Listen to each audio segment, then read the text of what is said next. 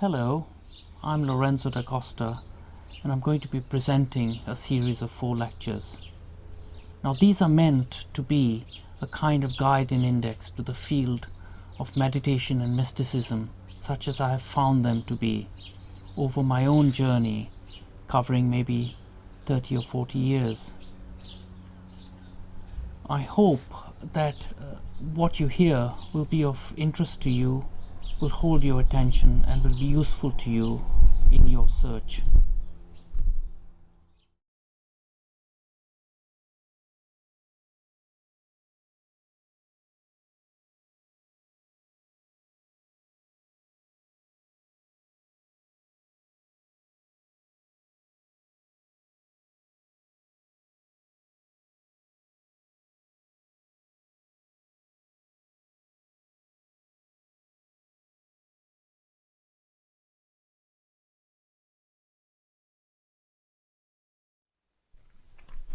Lecture 1 consists of 12 topics, which I will go through in sequence. I start with the concept of what is consciousness. According to Antonio Damasio, a neuroscientist from the United States, he describes consciousness as a concept of your own self, something that you construct moment by moment on the basis of your own body, your own autobiography, and a sense of your intended future. So, in this concept of consciousness, you have a past, present, and future, and you have billions of neurons in the brain firing away, producing a constant stream of electricity. One thing that is important to understand about consciousness: it is a dynamic moment-to-moment reconstruction. The previous moment is never the same as this one. You have a now where you have a sense of body, a sense of time and place, and so forth. You have a past in the sense of a personal autobiography, and a future where there's some sort of intended future. Meditation. What is meditation? Actually, I think there's no correct definition, and in fact, it is quite a vague word. Different people hold different meanings of the word. Going through medical books, I came across one definition which I have probably chosen because it's going to serve what I have to say about meditation quite well. The definition is by a lady called Joan Borisenko, and it was constructed in 1993. The definition goes as follows: meditation can be broadly defined as any activity that keeps the mind calm and pleasantly focused in the present moment, so that it is neither reacting to memories from the past nor being preoccupied with plans for the future. In short, it's about being here now.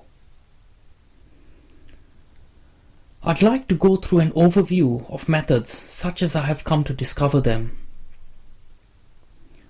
I think there are 2 sides to this coin. First of all, we think of meditation as a space of time.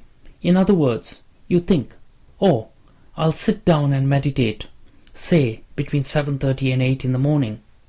So what exactly do you do? In terms of doing something, it's possible one may say a prayer, do a chant, say a mantra, listen to a meditation tape, do a visualization practice, watch a candle flame, or something of this nature. On the other side of the coin is quite a different approach, and that is trying to search for a place where one can be attentive, can try to listen. There is a concept of trying to be aware, trying to step back. If one does this, I think on the one side you can try and understand, and perhaps something will be understood. This is very particular to the Eastern traditions, i.e. that of Hinduism, Buddhism and Taoism.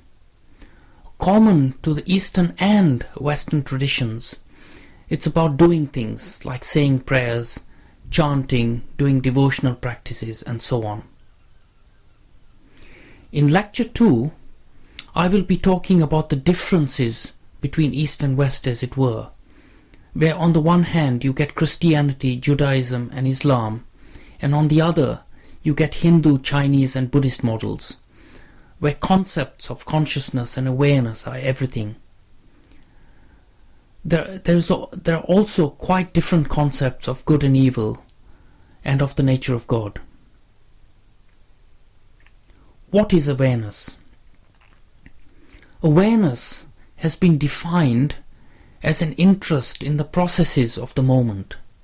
So, we pass an entire day doing different tasks in time from morning till night.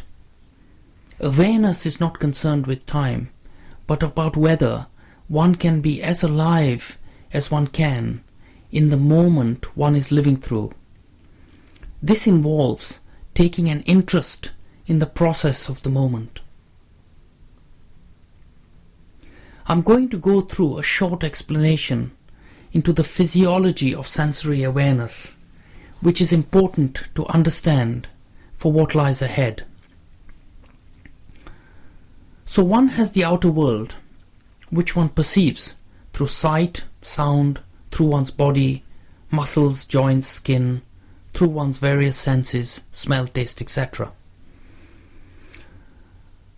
Through the organs of sense and the outer body, you get a huge amount of sensory information that is fed into the brain each and every moment.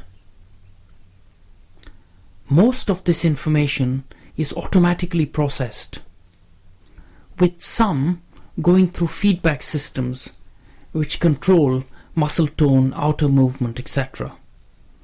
Some goes into memory, and a small trickle of these impulses are fed into what we call ordinary consciousness, which gives us a sense of time, place and person. Here's an analogy of the physiology of consciousness.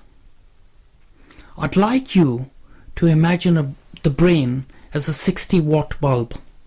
In other words, it's producing 60 watts of energy at any given moment. Let's say normally 20 watts is going into the past, 20 watts is going into the now, and 20 watts going into the future. So you have 3 bulbs of past, now and future equally illuminated. In the practices of coming into the now that I'm going to describe later, the idea is to steal some of the energy from the past and the future and feed it into the now. So really, when one is working with the here and now, one tries to decrease the energy that is going into the past, decrease the energy that is concerned with the future, and increase the energy in the here and now. Let's look at now experiences that all of us experience in this ordinary life. For example, at any time you are faced with a physical danger.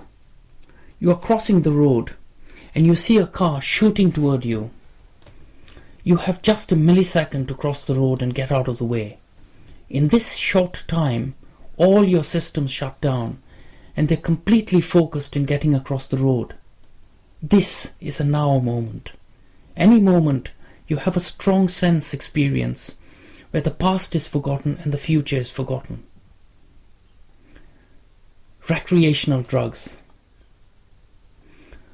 I think substances such as cannabis and the like can probably induce a state of forgetting the past and future. So one is quite focused in the now, and this is possibly quite a pleasant experience, which is one of the reasons why people find recreational drugs so nice. Meditation practice. This has to be trained and learned, and it takes some time. but one trains oneself to work, to live more in the now. Coming back to the theme of be here now, this is an absolutely essential theme in all the Eastern mystic traditions, such as I have studied them and I have understood them. There is in fact a very large literature on the subject. The best-selling book called The Power of Now, written by Eckhart Tolle, is available in almost every bookshop. You can get other books where the title can tell you what it's about. For example, What's Wrong with Right Now? Sailor Bob Adamson. Be Here Now by Ram Dass. Right Here, Right Now, John Wheeler. All of these books deal with the nature of trying to come into the now. Why meditate? Why do people meditate? It usually starts with somebody asking some sort of deep question that is a burning question for them. Something to do with who am I, what am I doing, where am I going, why, what's this life about, and so on. If some question or other is deep in one, and one goes out to find out what others have had to say about it, if you find your kind of answer or your kind of direction in what the East has to offer, such as New Age teachers, Buddhist and Hindu gurus and so forth, they will tell you to meditate. And that's how most people come into the field of meditation and in the field of trying to work with the now.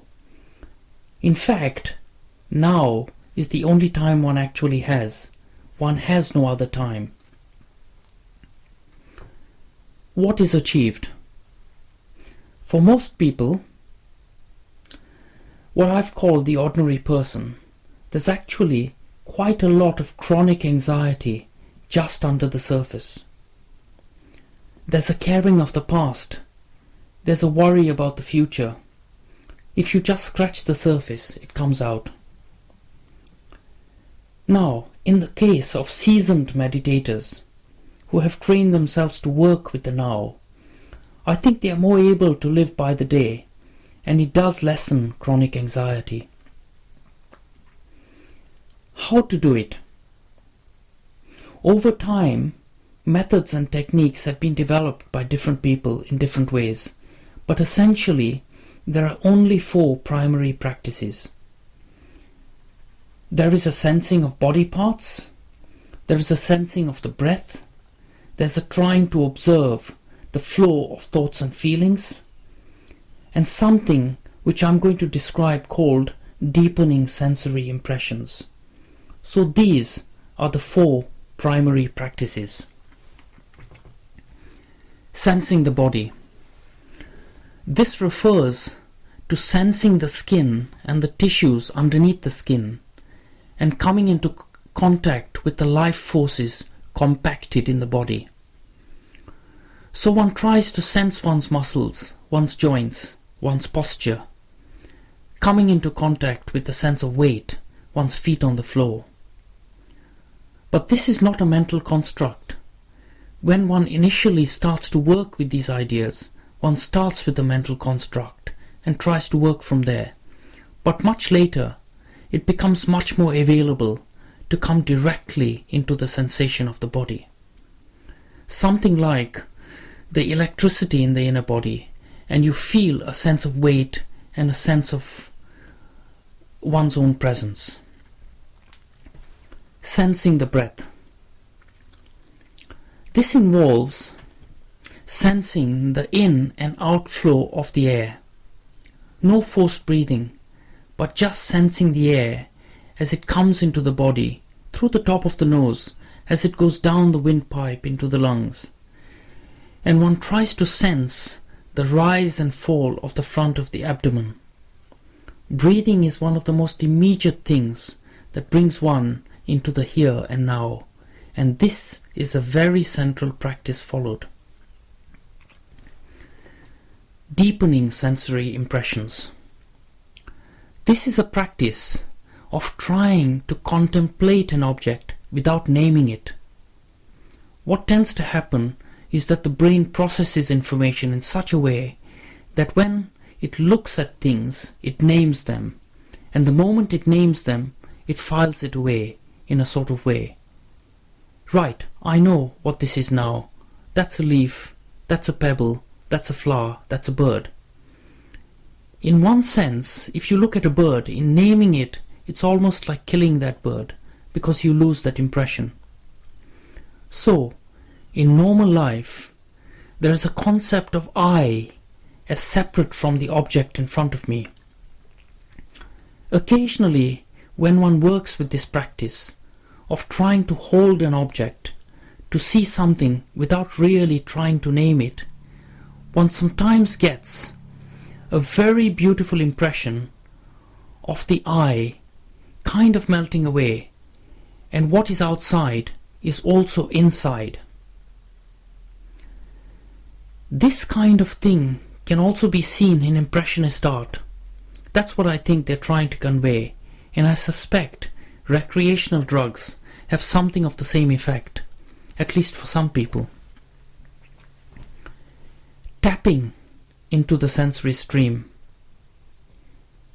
It is helpful to look at this in two aspects: movement and sitting still. Now, in movement, tapping into the sensory stream, coming into the moment, coming into the body, when one can connect with things like carrying, lifting, walking, any daily activity that does not really involve active thinking. And there are hundreds of opportunities every day to do this, when the mind is not engaged in any particular task. When you're standing at a checkout at the supermarket, or you're walking down the street, one can use this method. When one is sitting still, or for example in meditation, one works at sensing the body parts, sensing the breath, and sensing the posture. So, in this method of approach, is trying to take an interest in the moment is what it's about. The search is to become interested in the moment and trying to connect with it physically and with a very immediate sense of self in the body. About observing thoughts and feelings.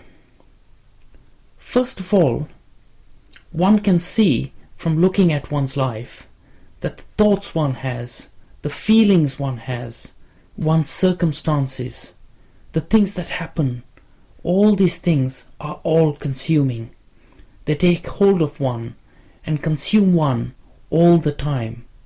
And there is nothing else but this, one thing giving way to another, which takes one completely.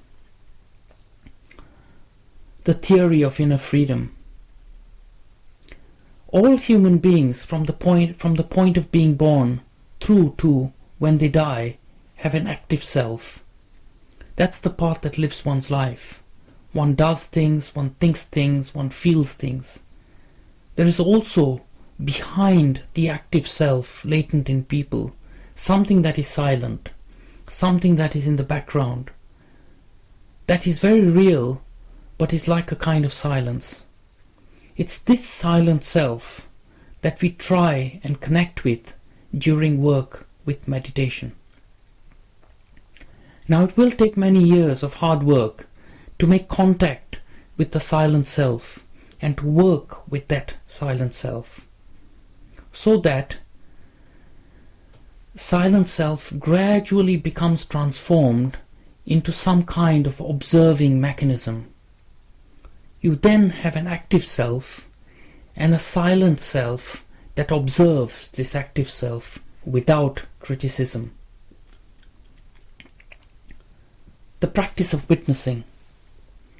This is absolutely essential in meditation techniques. It can't be learned except through practical help.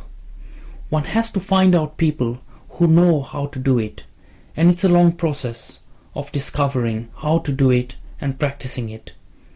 It involves trying to connect to a detached and impartial part of oneself.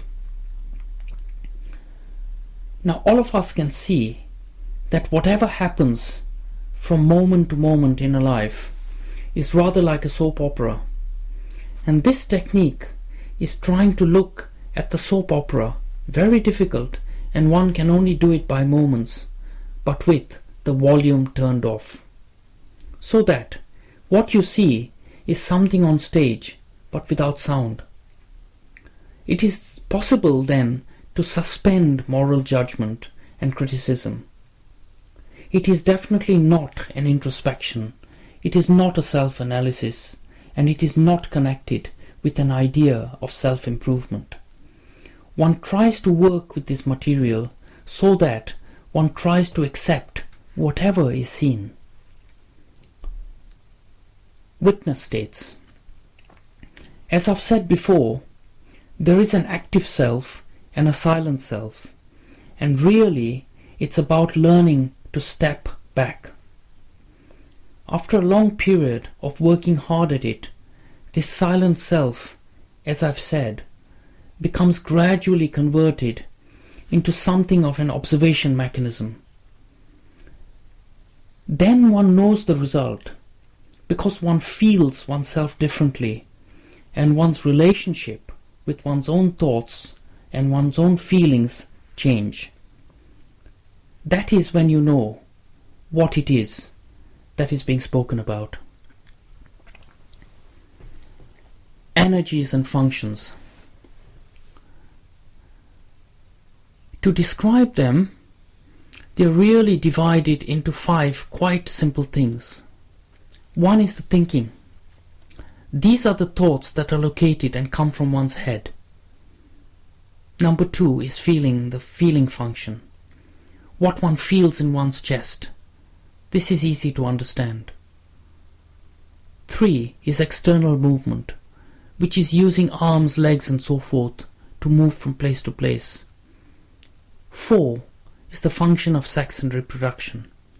5 is all the workings of one's physiological systems, metabolic functions, digestion, breathing, heart, and so forth. Now, how does one experience life? I'd like to think about human experience on 3 different levels. We know that we have got an anatomical body. In other words, you buy a book on anatomy and it will tell you what the body looks like when dissected. Anybody who studies biology, doctors, physiologists, will study how the body works. You have different systems like the cardiovascular system, the respiratory system, the gastrointestinal system, the central nervous system, the peripheral nervous system, and so forth. All of these are well described in any book on physiology. The word experience body is a term I have coined for the purpose of this lecture. And really here I'm talking about how we experience life, not how the body looks like, not how the body works on a biological level. So how do we experience life? There's the experience of thoughts, experience of feelings, the experience of being alive, the experience of outer movement, the experience of sexuality, and the experience of one's body's workings. Let me say a little bit about these 5 functions. The thought mechanism. Now it is worth thinking of the brain not in its physical form, but rather like a radio apparatus. The mind is a larger entity than just the brain, and in fact, when we think, you can locate where the functions are, where you sense them. For instance, the front of the mind is actually concerned with moment-to-moment information processing and audio-visual information. It takes in millions and millions of bits of information from the external environment through the senses and is concerned with feeding that into the brain for processing and for function. Now, from what one can actually sense and feel, it is the back of the mind, the space that lies behind the head, that is actually concerned with meaning, one's long-term hopes, one's long-term aspirations, one's long-term plans, imagination, strategy, intuition, and mystical experience. Feeling mechanism. This is easy to understand, and I'm talking about emotions like anger, boredom, happiness, disgust, love, anxiety, depression, enthusiasm, and so forth. If you type the word emotion into Google, they list about 45 emotions, all of which one can easily identify with. If you actually sense where we feel emotions, I think we can say it's the space just behind the physical heart. If you were to dissect the human body, you wouldn't find anything there. And that's because one's emotions are located in one's experience body. In this connection, I'd like to make mention of something of the relationship between thoughts and feelings. Now, in human beings, habitual thoughts are connected with habitual feelings. People have quite a small repertoire of habitual thoughts, and these are linked with habitual feelings.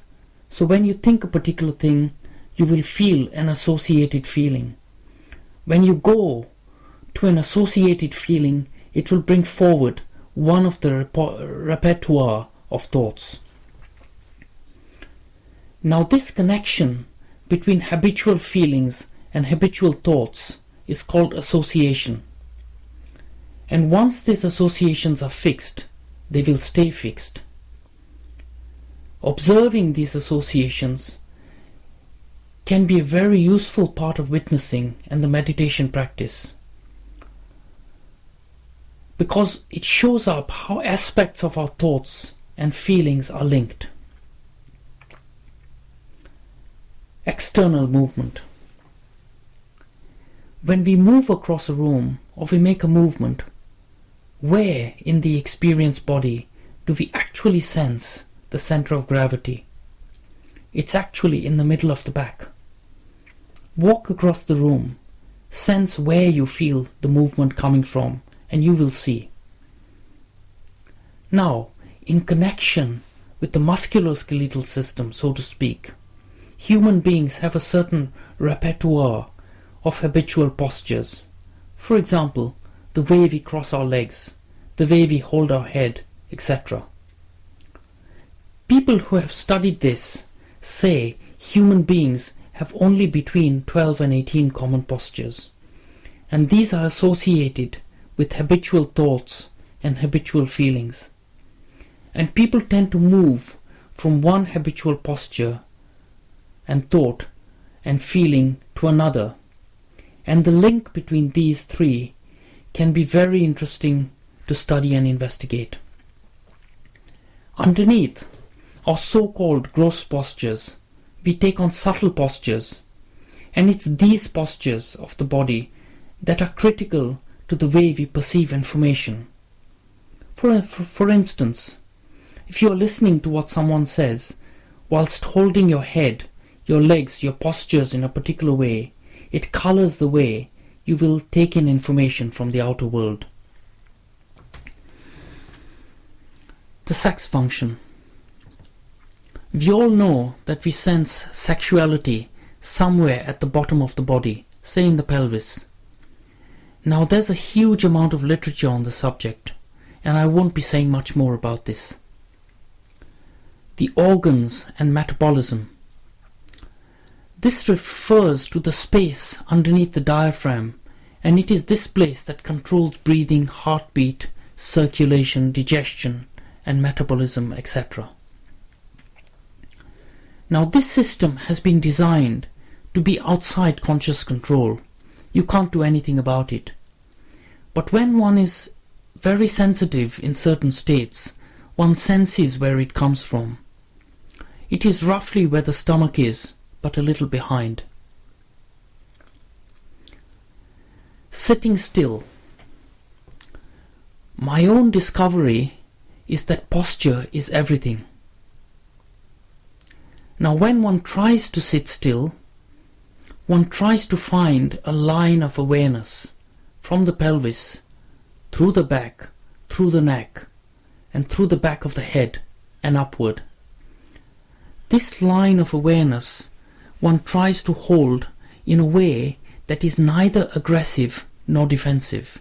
In other words, not leaning too far forward nor too far back. It is a line where one is trying to rise upward, to be receptive and aware. When sitting still, this line of awareness is to be revisited again and again, because the moment it is lost, one falls back into a habitual posture.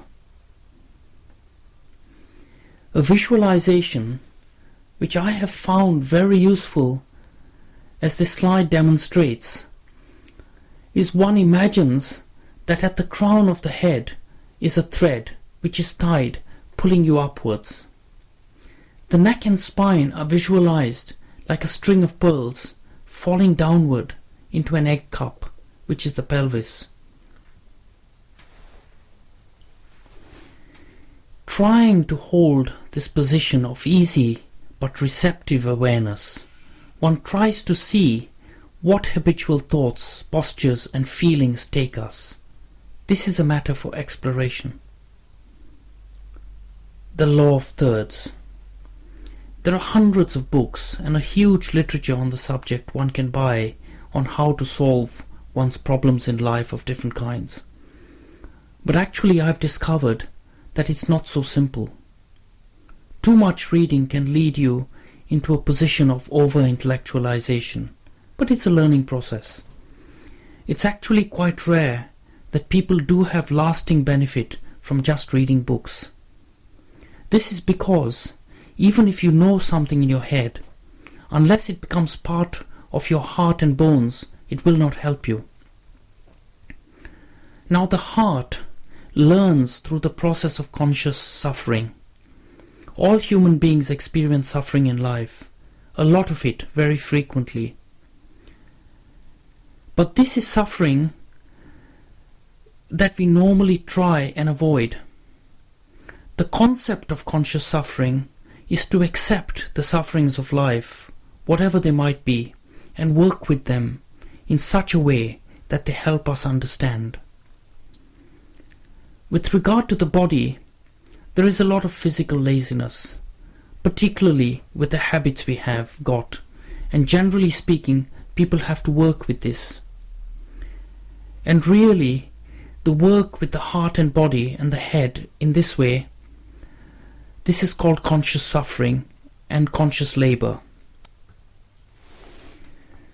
In my view, it will take somebody that starts with meditation practice 10 years to get somewhere, unless you are someone who is completely devoted to it 24 hours a day, like a Buddhist monk. Harmonious man. This is an idea where a person attempts to work on a kind of all-round development, so that one is clear-headed and able to think things carefully. The feelings become refined and connected with ideas of self-control. The body becomes sensitive, learns to work with manual skills, and works against laziness. So somebody like this would be regarded as a kind of all-rounded person. Now, where to find further information about things like this? I've picked some teachers and teachings which people can access through the internet. For example, there's the Gurdjieff Society, or Eckhart Tolle, who is probably the biggest name today in the world of mind, body and spirit. If you go into Google and type the word Vipassana, this refers to people who teach Buddhist techniques of coming to the here and now with breathing and all the things I have spoken about. Then there's Jack Cornfield, who has produced a wonderful DVD, The Beginner's Guide to Meditation. It is very important not to try and reinvent the wheel. A lot of people have been doing this for a very long time, and everything that can be known is known. So in summary, I've spoken about consciousness, the here and now, the practices associated with it, and where you can get further help.